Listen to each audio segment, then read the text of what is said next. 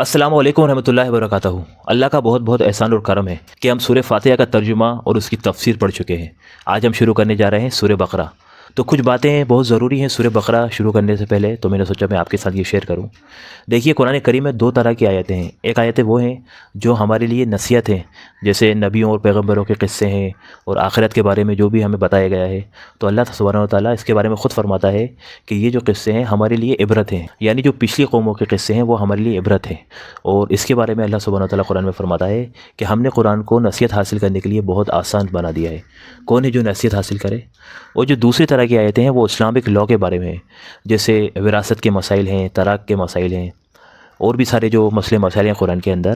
اس کے بارے میں اللہ سبحانہ و تعالیٰ قرآن میں فرماتا ہے کہ پچھلے رسولوں کو بھی ہم نے روشن نشانیاں اور کتابیں دے کر بھیجا تھا، اور اب یہ ذکر تم پر اتارا ہے تاکہ تم لوگوں کے سامنے اس کی تعلیم کھول کھول کر صاف بیان کرتے جاؤ جو ان کے لیے اتاری گئی ہیں، اور تاکہ لوگ خود غور اور فکر کریں۔ دیکھیے، اللہ سبحانہ و تعالیٰ رسول اللہ صلی اللہ علیہ وسلم سے کہہ رہے ہیں کہ یہ ذکر ہم نے تم پہ اتارا ہے تاکہ تم لوگوں کو اس کی تعلیم دو۔ اور یہ بات کس کے بارے میں کی جا رہی ہے؟ یہ وہ صحابہ ہیں جو عربی بہت اچھے سے جانتے ہیں۔ ہم اس کا صاف صاف مطلب یہ ہوا کہ صرف ترجمہ پڑھنے سے کچھ نہیں ہوتا۔ رسول اللہ صلی اللہ علیہ وسلم قرآن کریم کی تعلیم دیتے تھے صحابہ کو۔ تو بس کہنے کا مطلب یہی ہے کہ ہم جب ترجمہ اور تفسیر پڑھیں گے تو اس میں کافی ساری آیتیں ایسی آئیں گی جو ہمارے لیے سیدھی سیدھی عبرت ہے اور ہمارے لیے ہدایت ہے، تو وہ تو ہم سیدھا لے لیں۔ لیکن جب بھی اسلامک لاء کے بارے میں، اسلامک قانون کے بارے میں جو بھی آیت آئے گی تو ہم کو پڑھ لینا ہے یا تو سن لینا ہے۔ لیکن کبھی بھی ہمیں اس کی ضرورت پڑے تو ہمیں کیا کرنا ہے؟ ہمیں کسی مفتی کے پاس ہی جانا ہے۔ کبھی بھی ہم خود سے قرآن کریم کے مسئلے مسائل نہیں جان سکتے۔ اور ایک بات اور ضروری تھی جو یہاں بولنا ضروری ہے۔ دیکھیے، قرآن کریم جب ہم پڑھتے ہیں تو ہمارے بزرگ فرماتے ہیں کہ جب بھی اپن قرآن کریم پڑھیں تو اس کے اندر جو بھی آیتیں آتی ہیں تو ہم یہی سمجھیں کہ یہ سب ہمارے لیے ہیں۔ ایکچوئل میں کیا ہوتا ہے کہ شیطان ہم کو یہاں بھڑکا دیتا ہے۔ جیسے کوئی بھی ایسی آیت آتی ہے تو ہم سوچتے رہے یار دیکھو فلاں شخص تو ایسے ہی کرتا ہے، یا تو ہمارا پڑوسی دیکھو ایسے ہی کرتا ہے، یا ہمارا فلاں رشتہ دار ایسا کرتا ہے۔ ہمیں ایسا نہیں کرنا ہے۔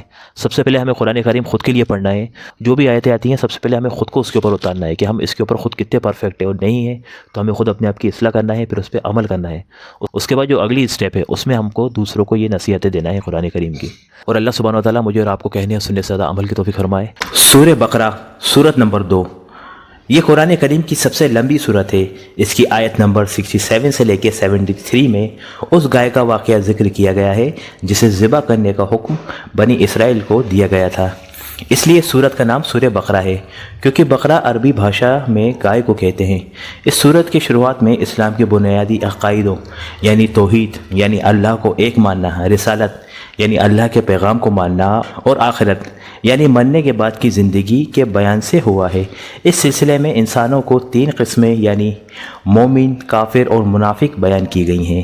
پھر حضرت آدم علیہ السلام کی پیدائش کا واقعہ بیان کیا گیا ہے تاکہ انسان کو اپنی پیدائش کا مقصد معلوم ہو۔ اس کے بعد آیتوں میں ایک لمبے سلسلے میں بنیادی طور پر یہودیوں سے خطاب ہے جو بڑی تعداد میں مدینہ منورہ کے آس پاس آباد تھے۔ ان پر اللہ تعالیٰ نے جو نعمتیں نازل فرمائی اور جس طرح سے انہوں نے ناشکری اور نافرمانی سے کام لیا اس کی تفصیلی بیان کی گئی ہے۔ پہلے پارے کے تقریباً آخری میں حضرت ابراہیم علیہ السلام کا تذکرہ ہے، اس لیے کہ انہوں نے نہ صرف یہودیوں اور عیسائیوں بلکہ عرب کے بت پرست بھی اپنا پیشوا مانتے تھے۔ ان سب کو یاد دلایا گیا ہے کہ وہ خالص توحید یعنی ایک خدا کے ہونے کے قائل تھے، اور انہوں نے کبھی بھی کسی قسم کا شرک نہیں کیا ہے اور نہ ہی شرک کو گوارا کیا ہے۔ اس سلسلے میں بیت اللہ یعنی کعبہ شریف کی تعمیر اور قبلے کو بنانے کا وشے بھی کلام کیا گیا ہے۔ دوسرے پارے کی شروع میں اس کے تفصیلی احکام بیان کرنے کے بعد اس صورت میں مسلمانوں کی وقتیت اور ساموہک زندگی سے جڑے بہت سے احکام بیان فرمائے ہیں، جس میں عبادت سے لے کر رہن سہن، سماجی زندگی، خاندانی معاملات اور حکمرانی یعنی سطح سنبھالنے اور چلانے سے سمبندھت بہت سے مسائل ہیں۔ اعوذ باللہ من الشیطان الرجیم۔ میں اللہ کی پناہ چاہتا ہوں شیطان مردود سے۔ بسم اللہ الرحمن الرحیم۔ تمام تعریفیں اللہ کی ہیں جو تمام جہانوں کا پروردگار ہے۔ الف لام میم۔ انیک صورتوں کے شروع میں یہ حروف اسی طرح الگ الگ نازل ہوئے تھے۔ اس کو حروف مقاطعات کہا جاتا ہے، اور صحیح بات یہ ہے کہ اس کا ٹھیک ٹھاک مطلب اللہ تعالیٰ کے سوا کسی کو معلوم نہیں۔ یہ اللہ کی کتاب کا ایک راز ہے جس کی تحقیق میں پڑھنے کی ہمیں ضرورت نہیں ہے، اور عقیدے یا عمل کا کوئی بھی مسئلہ اس کو سمجھنے کے موقوف نہیں۔ ذلك الكتاب لا ريب فيه هدى للمتقين۔ یہ کتاب ایسی ہے کہ اس میں کوئی شک نہیں، یہ ہدایت ہے ان ڈر رکھنے والوں کے لیے۔ تفسیر یعنی اس کتاب کی ہر بات کسی شک اور شبہ کے بغیر درست ہے۔ انسان کی لکھی ہوئی کسی بھی کتاب کو 100% شک سے اوپر نہیں سمجھا جا سکتا، کیونکہ انسان کتنا بھی بڑا عالم ہو، اس کا علم محدود یعنی لیمیٹڈ ہوتا ہے، اور اکثر اس کی کتاب اس کی ذاتی گمان کے معنی ہوتی ہے۔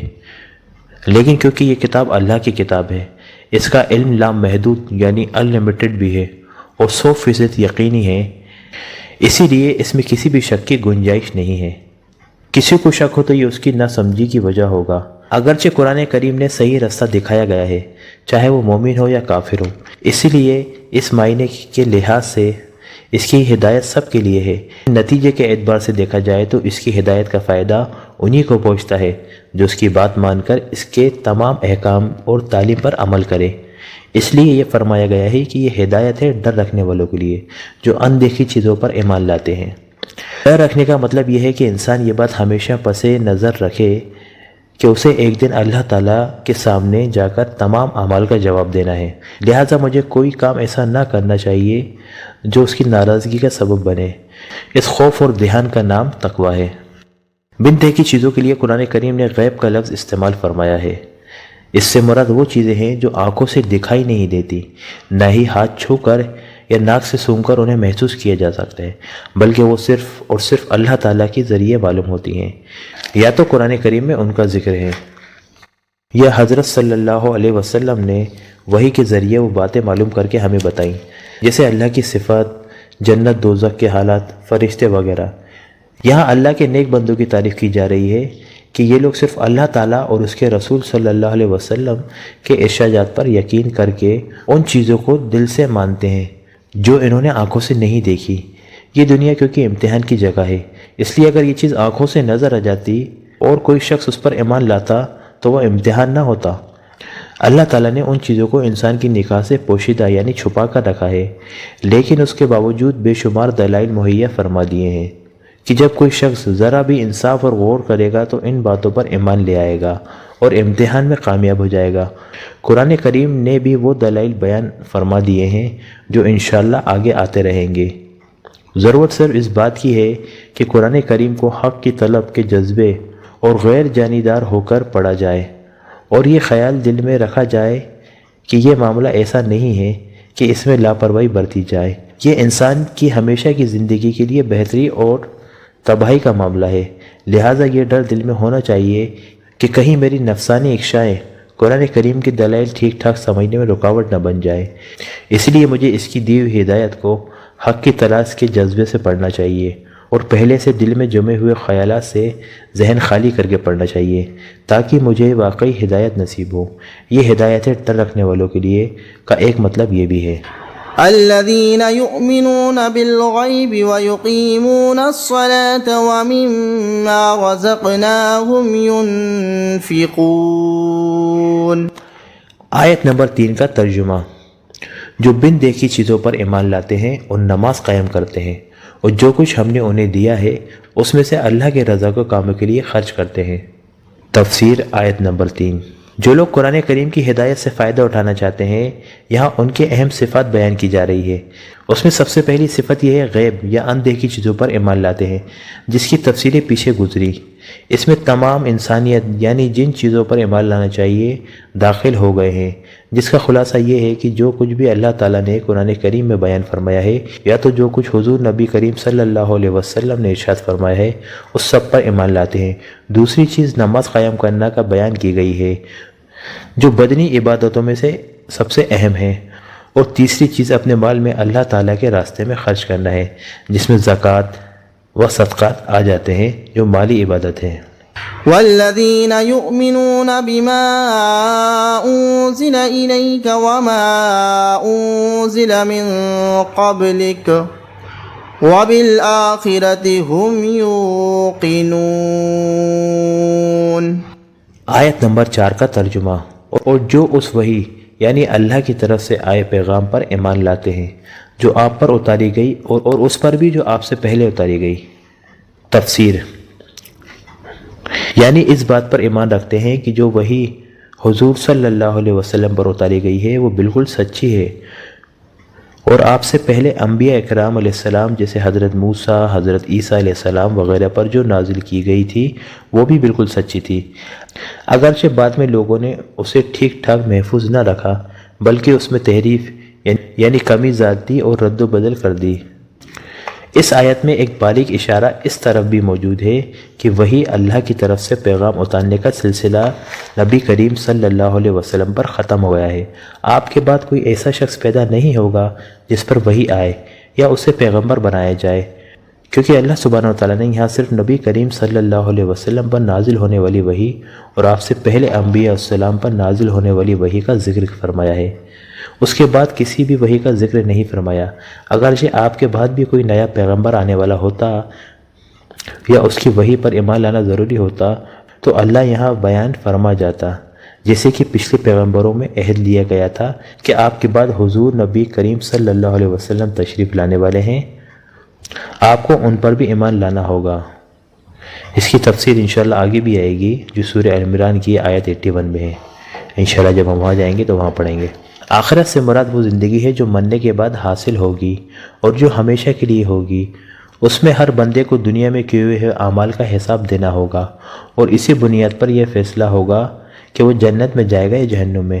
اگرچہ یہ آخرت ان اندیکھی چیزوں یعنی غیب میں شامل ہے جس پر ایمان لانے کا ذکر سب سے پہلے کیا گیا تھا، لیکن آخر میں اسے الگ کر کے خصوصی اہمیت کے ساتھ ذکر کیا گیا ہے۔ شاید اس کی وجہ یہ ہے کہ آخرت کا عقیدہ ہی در حقیقت انسان کی سوچ اور اس کی عملی زندگی کو صحیح راستے پر رکھتا ہے۔ جو انسان یہ یقین رکھتا ہو کہ ایک دن مجھے اللہ سبحانہ وتعالیٰ کے سامنے پیش ہو کر اپنے ہر اعمال کا جواب دینا ہے تو وہ کسی گناہ یا جرم کو کرنے پر کبھی ٹھٹائی کے ساتھ آمدہ یعنی تیار نہیں ہوگا۔ أولئك على هدى من ربهم وأولئك هم المفلحون۔ وہ لوگ ہیں جو اپنے پروردگار کی طرف سے صحیح راستے پر ہیں، اور یہی وہ لوگ ہیں جو فلاح یعنی کامیابی پانے والے ہیں۔ إن الذين كفروا سواء عليهم أأنذرتهم أم لم تنذرهم لا يؤمنون۔ آیت نمبر 6 کا ترجمہ۔ بے شک وہ لوگ جنہوں نے کفر اپنا لیا ہے ان کے حق میں دونوں باتیں برابر ہیں، چاہے آپ انہیں ڈرائیں یا نہ ڈرائیں وہ ایمان نہیں لائیں گے۔ آیت نمبر 6 کی تفسیر۔ یہاں ان کافروں کا ذکر ہو رہا ہے جنہوں نے یہ طے کر لیا تھا کہ چاہے انہیں کتنا واضح اور روشن دلیلیں ان کے سامنے آ جائیں وہ کبھی حضرت محمد صلی اللہ علیہ وسلم کی دعوت پر ایمان نہیں لائیں گے۔ حضرت عبداللہ بن عباس رضی اللہ عنہ سے اس آیت کی تفسیر میں فرمایا کہ یہ وہ لوگ ہیں جو کفر پر اڑے ہوئے ہیں۔ ترجمے میں کفر اپنا لیا ہے کہ الفاظ اسی مفہوم کو ادا کرنے کے لیے استعمال کیے گئے ہیں۔ ڈرانا انذار کا ترجمہ کیا گیا ہے۔ قرآن کریم نے انبیاء علیہ السلام کی دعوت کو زیادہ تر ڈرانے سے تبدیل فرمایا ہے، کیونکہ انبیاء علیہ السلام لوگوں کو کفر اور برے اعمال اور برے انجام سے ڈراتے تھے، لہٰذا آیت کا مطلب یہ ہوا کہ آپ چاہے انہیں دعوت دیں یا نہ دیں، ان کے سامنے دلائل پیش کریں یا نہ کریں، کیونکہ انہوں نے یہ طے کر لیا ہے کہ کوئی بات ماننی نہیں، اس لیے وہ ایمان نہیں لائیں گے۔ ختم اللہ علی قلوبہم وعلی سمعہم وعلى أبصارهم غشاوة وَلَهُمْ عَذَابٌ عَظِيمٌ۔ آیت نمبر 7 کا ترجمہ۔ اللہ نے ان کے دلوں پر اور ان کے کانوں پر مہر لگا دی ہے اور ان کی آنکھوں پر پردہ پڑا ہوا ہے اور اس کے لیے زبردست عذاب ہے۔ تفسیر۔ اس آیت میں یہ واضح فرما دیا ہے کہ ضد اور ہر ڈر میں خطرناک چیز ہے۔ اگر کوئی شخص ناکیفیت یا غفلت وغیرہ کی وجہ سے کسی غلطی اور جرم کو کرے تو اس کی اصلاح کی امید ہو سکتی ہے، لیکن جو شخص غلطی پر اڑ جائے اور اسے پختہ ارادہ کر لے کہ کسی حالت میں بات نہیں ماننی، اس کی ضد کا آخری انجام یہ ہوتا ہے کہ اللہ تعالیٰ اس کی طرف سے اس کے دل میں مہر لگا دی جاتی ہے، جس کے بعد اسے حق کو قبول کرنے کی صلاحیت ختم ہو جاتی ہے۔ اللہ تعالیٰ اس حالت سے محفوظ رکھے۔ لہٰذا اس پر یہ شبہ نہیں ہونا چاہیے کہ جب خود اللہ تعالیٰ نے اس کے دل پر مہر لگا دی ہے تو وہ معذور ہو گئے، اس لیے یہاں مہر لگانا خود انہی کی ضد اور ان کا پختہ ارادہ کرنے کا نتیجہ ہے کہ حق بات نہیں ماننی ہے۔